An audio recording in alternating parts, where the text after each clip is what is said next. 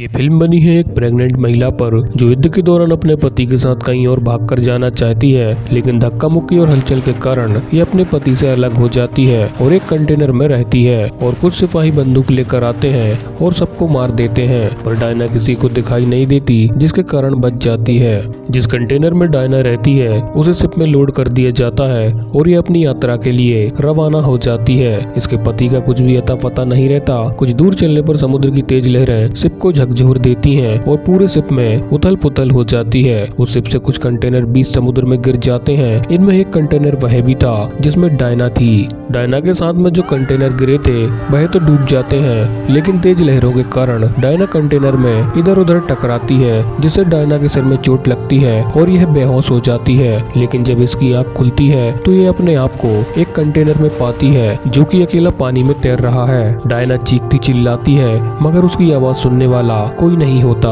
Diana देखती है उस कंटेनर में कुछ छेद होते हैं जिनमें से धीरे धीरे पानी अंदर आता है और कंटेनर समुद्र में डूबने लगता है। इस कंटेनर में कुछ बॉक्स रहते हैं जिसमें वायर, ईयरफोन, प्लास्टिक के कुछ डिब्बे, खाना और पानी रहता है। इनमें से कुछ सामान का यूज करके डायना कंटेनर के छेद बंद करती है तो कुछ देर के लिए पानी आना बंद हो जाता है, लेकिन अगर इसने कंटेनर से बाहर निकलने का रास्ता नहीं खोजा तो पानी में डूब के मर जाएगी, और पानी से बच भी गई तो खाना और पानी के बिना जिंदा कैसे रहेगी। अब डायना के लिए यहाँ से बहुत परेशानी थी। इतने बड़े लोहे से बने कंटेनर से बाहर निकलना इतना आसान नहीं था। फिर डायना के दिमाग में एक आइडिया आता है और ये कई दिन तक कंटेनर को थोड़ा थोड़ा काटती है। फिर एक दिन तेज बारिश होती है और बारिश का पानी अंदर आता है। तब ये पानी को डब्बों में जमा करती है और जहाँ से इसने कंटेनर को काटा था वहाँ से एक बड़े बेल्ट की मदद से बाहर निकलने का रास्ता बनाती है। बाहर आने के बाद खाने के लिए मछलियाँ मारती है और उन्हें कच्चा ही खाती है, लेकिन मछली पकड़ना इतना आसान नहीं था। कई बार कोशिश करने के बाद जब मछली नहीं पकड़ पाई तो निराश हो जाती थी और भूख प्यास थकान के कारण उल्टी भी हो जाती थी। इसके बाद कुछ वायर और ईयरफोन से एक जाल बनाती है और उसे पानी में डालती है। उसके ऊपर अपने बच्चे की पोटी डालती है, तब जाकर मछली हाथ में आती है। अंततः डायना को समझ आ जाता है कि इस कंटेनर को डूबने से बचा पाना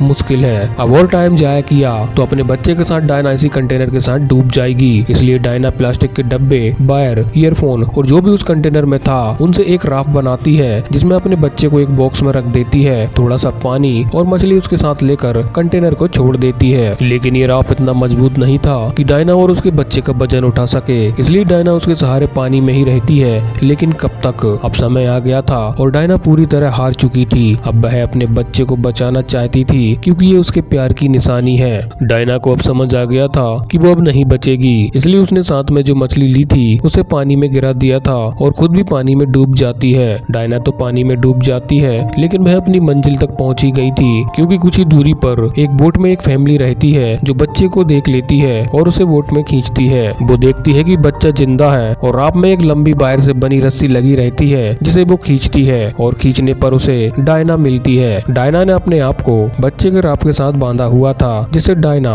और उसका बच्चा बच जाता है। ये मूवी में जीने की जिद को बताया गया है कि आप कैसी भी परिस्थितियों में हो, लेकिन तब तक लड़ते रहो जब तक जिस्म में जान बाकी है। आपको ये स्टोरी कैसी लगी हमें कमेंट करके जरूर बताएं।